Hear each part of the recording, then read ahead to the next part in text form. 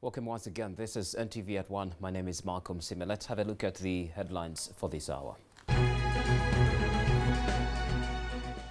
Ugandan authorities send a team to Moyo to assess detention following the arrest of the LC5 chairman.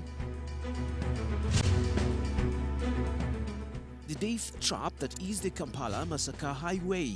Over 200 accidents recorded this year alone. Also coming up, Mozambican rebel leader Afonso Dhlakama comes out of hiding in a symbolic end to a two-year conflict that has rekindled memories of a civil war.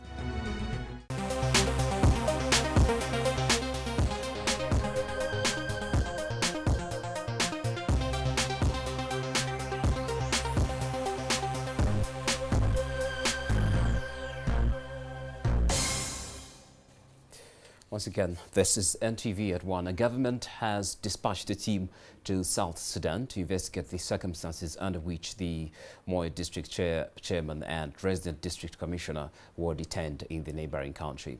The chairman, Jimmy Okunda, and RDC John Abingwa had gone across the border to secure the release of census enumerators who were held by South Sudanese authorities. Bongi MP Fungaro Caps Hassan, who represents the area, raised concern about the safety of his people at a sitting of a parliament on Friday morning. We have a report.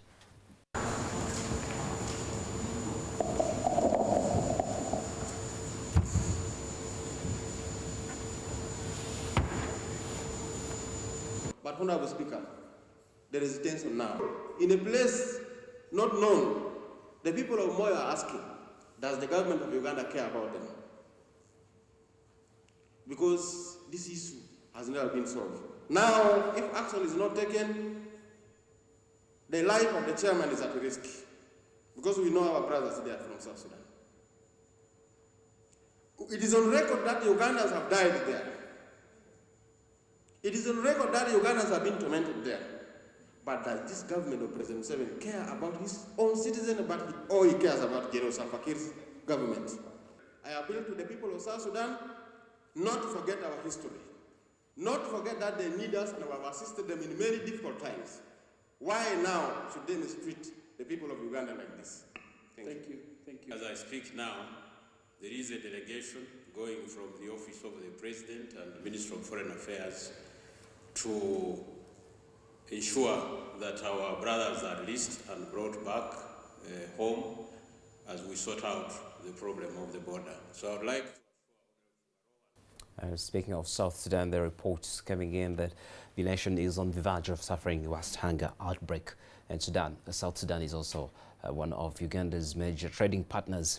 Let's move on. The lawmaker of Mawakota South, Bosa Chiyenje, is calling on the government to carry out a probe on the construction works of the KAMPALA-MASAKA road following the rising number of accidents. The road, whose construction started in 2009, has reportedly had 205 accidents this year. Let us have a look at this report to show. On this road is really appalling. Reason being, there are many sections that are slippery. The more tires continue to interact with the road, the more slippery the road becomes. Now that we are having a rainy season, the dangers of road accidents are now on the increase. The Uganda Traffic Police, I know, is mandated to carry out law enforcement when it comes to road users. I've not had the National Road Safety Council coming up in any way to address the situation about the KAMPALA-MASAKA highway. I do call upon government to come up immediately to investigate before this road is commissioned. Uganda police officers have handed over the escort car of Kenyan President Uhuru Kenyatta to Kenyan authorities at the Busia border in eastern Uganda. But even before the handover, the Uganda police had asked the Kenyan authorities to first present the car's logbook to prove that it was indeed the much sought-after car. The car, the BMW, was carjacked just last week in the Kenyan capital, Nairobi, and driven to a Kampalan suburb, from where Ugandan security officers recovered it.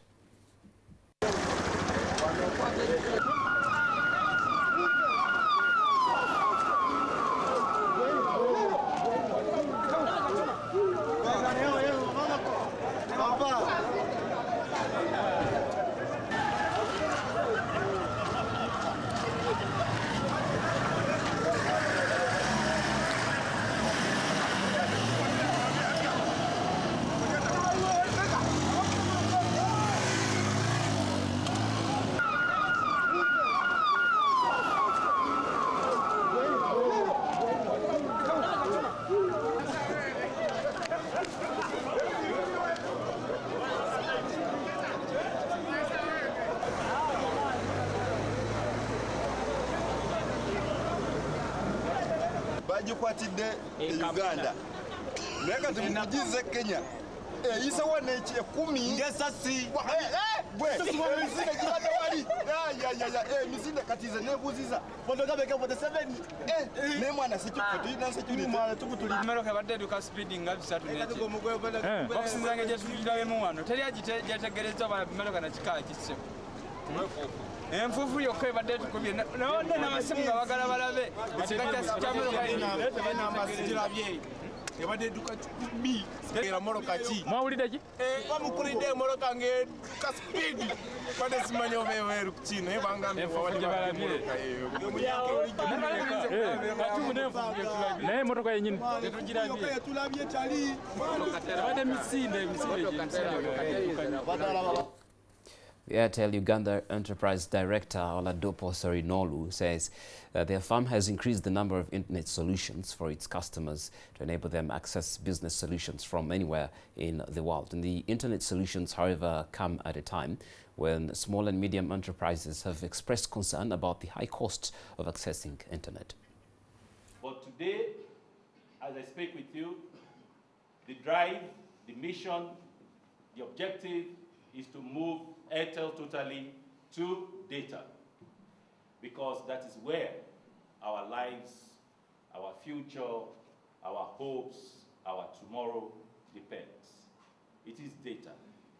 We have dedicated internet, which is very, very fast, is not shared, is not a WiMAX. We have stopped deploying WiMAX because we felt we need to give a dedicated service to all our customers. UCHUMI supermarket has shut down one of its outlets located at Freedom City Mall off NTV Road. The country manager, David Mugo, says the business mix in the complex is not supporting its profitability. The retail chain, which is also a cross-listed also on the Uganda Securities Exchange, has also commenced its 110 staff from the closed branch in its sister outlets. The country manager has also dismissed public concern that competition is edging it out and meaningful business. The management has made a decision to close our UCHUMI Freedom City branch due to losses that we've been incurring since we opened it from 2012, 1st of June. The only challenge on that mall is where it's located. It's a highway. And someone will realize that there's a mall when you've already passed. And immediately you pass the mall, it takes you long to get back to the entrance. So that's a challenge. That's not a problem. And in fact, what happens is customers will always prefer, they will be able to prefer their supermarket.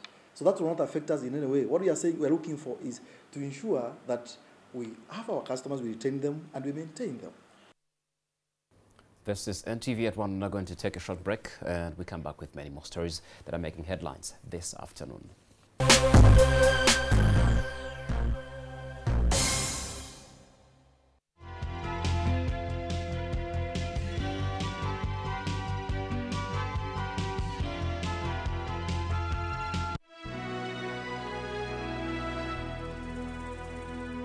Use White Star Laundry Bar Soap with a lemon fragrance and you'll have a fresh, clean day.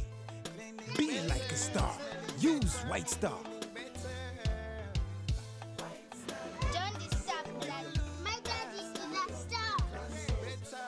White Star Laundry Bar Soap. All day fresh clean. Stand up to be counted. Brought to you by UBOS. It's your right.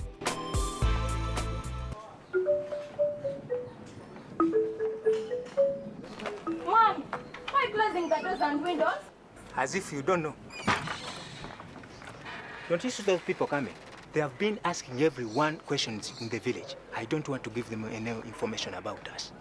You can't trust people nowadays. We need to answer them. Why? They are collecting information that will help our community in the end. The information collected is used by our leaders to make informed decisions and plan better for all of us. Census is here. Get ready to be counted. Starting from 28th August to 6th September 2014. Together, we count. This message is brought to you by Uganda Bureau of Statistics. Ariel claims to give us the best stain removal in one wash. So we'll collect tough stains, red sand, fruit juice, chocolate ice cream. To see which gives the best stain removal in one wash, we'll wash one half with Ariel and the other with premium detergent. Did the other premium detergent remove these stains? And Ariel? Yes! Ariel, best stain removal in one wash. On the next episode, brought to you by... At Orange, we know you want to do more on the internet. That's why we bring you happy hour day and night. Too bad you think like that. You still value money above all. And what's worth more than money? What's worth more? This thing you're feeling. Passion. Rose, Mr. Alcino. Where? There, right there. Oh my God, Mr. Gustavo, you have to hide, quick. Way. How much did he pay you? How much? Get out of here, Mr. Gustavo. Get out of here before I start screaming.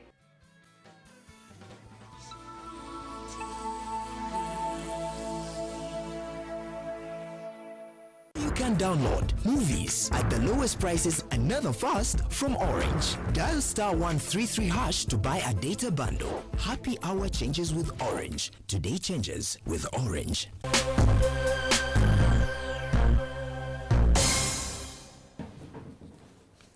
Welcome back. This is NTV at One. Now, on average, 7 out of 10 homes in Uganda will have a toilet, while in slums, only 4 out of 10 homes have a toilet. In Nature Files this afternoon, Moses Akena looks at the Tiger Toilet, an ecological sanitation toilet designed to help the poor conserve the environment. But we would also like to warn you at this lunchtime that some of these pictures may be disturbing.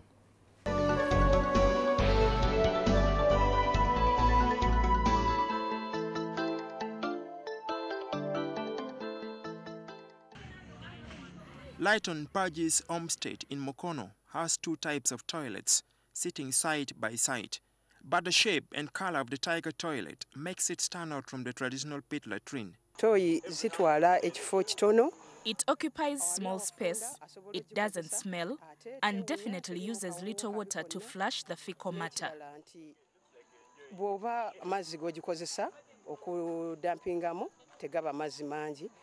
Mpaji's home is one of the 10 households in Mukono that have bought the new toilets at just 400,000 shillings. The model is being tested by the Appropriate Technology Center.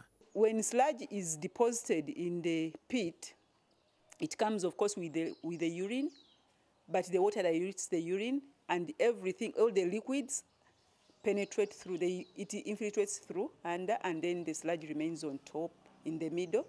Then the worms eat the sludge from the sides, and in the process, they generate very rich manure for our gardens. There are 2 varieties bred at the Appropriate Technology Center in Mukono town. The African red crawlers, which are locally sourced, and the tiger worms imported from South Africa. Each toilet requires 2 kilograms of worms. You have to pour there 2 liters of water every after use, and then this water is basically used to dilute the ammonia present in the urine. Because these worms are fragile to ammonia, they can easily die when they get in contact. The toilet is just like any flush toilet model, only that it does not use the traditional flush system. In an average home, a single flush takes up to 13 liters of water. The daily average for a person is about 34 liters. For instance, if you have a family of 4 people, you could be using about 130 liters of water daily. With a Tiger toilet, the same family uses just 24 liters a day.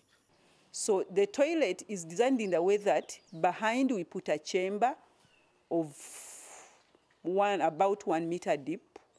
Maximum it can be 1.5. Then we put a bedding layer. We put gravel and the bedding layer, and then we provide a conducive environment for these worms to survive. Are you smelling anything? No.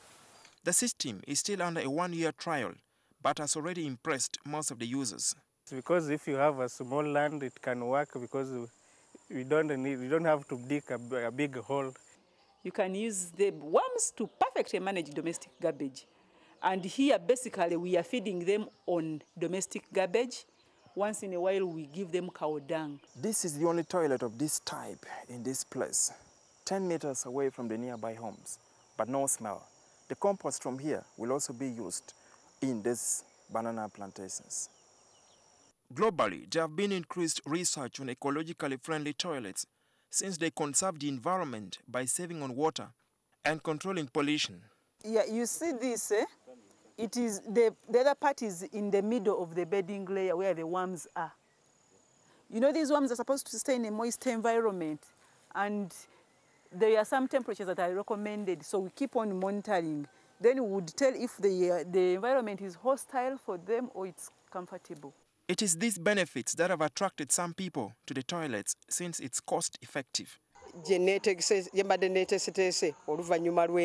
I was constructing a new pit latrine, but when the tiger toilet idea came, I completely abandoned the project. This, however, does not mean the tiger toilets does not have shortcomings. But if the soil has bad permeability or it's clayish, you have to think a lot and reconsider your shape and your design of the toilet to provide a soak pit for draining out the water. To clean is strictly water. You don't use detergent, you don't use any other chemical to wash. The worms die due to these chemicals. You don't dispose glass in there. You don't dispose your sanitary towels. People were worried and scared that the worms might come out, they might eat them, since they were just being told of what they had never seen. Worldwide, access to hygienic toilets and sanitary facilities remain a big challenge. The UN Habitat estimates that 500 million people in sub-Saharan Africa have inadequate access to sanitation. It is such inventions that are expected to help reduce this burden. Moses Sakena, NTV Nature Files.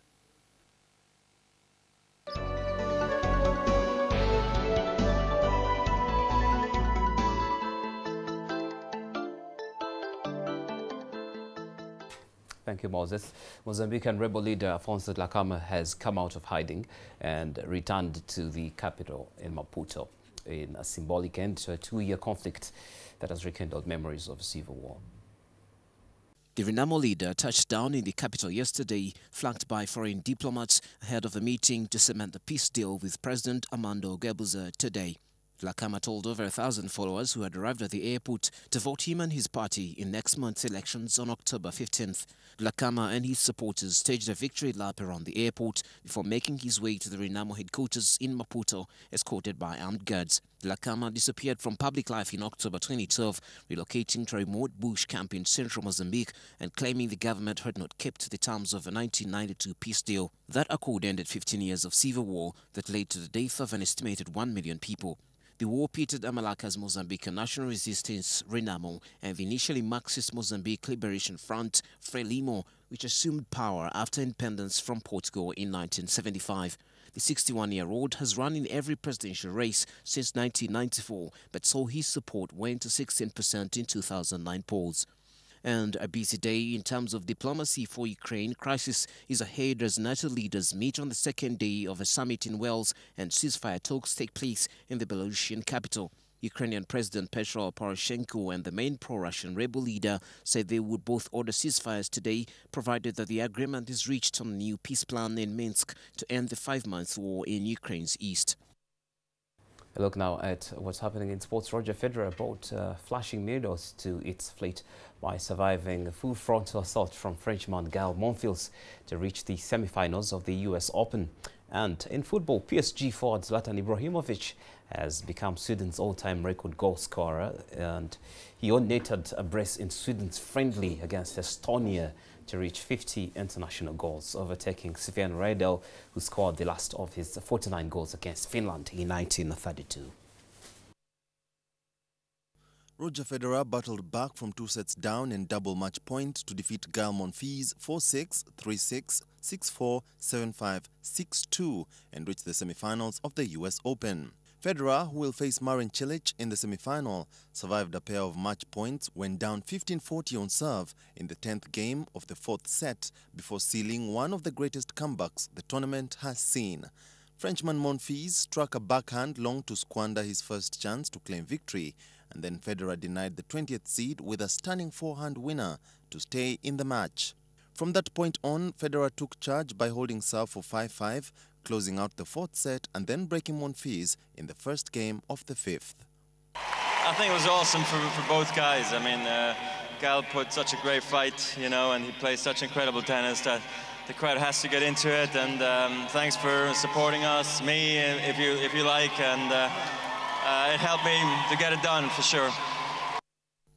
Paris Saint-Germain striker Zlatan Ibrahimovic scored twice against Estonia to become Sweden's all-time leading scorer with 50 goals. The 32-year-old opened the scoring with a thumping left-footed volley from a corner after 3 minutes. And Ibrahimovic, making his 99th outing for Sweden, completed the scoring in Solna in the 24th minute with another fine effort as the hosts won 2-0. That goal broke Sven Riedel's tally of 49 goals, which had stood since 1932. Thank you, Joel. And that's it on NTV at 1. Up next is our sports magazine. David Lumanzi and Dakala Chigongo and Alan Darin are here to bring you all the updates, fixtures, and of course to talk about this weekend's big fight. And you can as well follow us on Facebook and Twitter. Look for at NTV Uganda on Facebook. Tell your friends about it. Like the page. Have a good afternoon.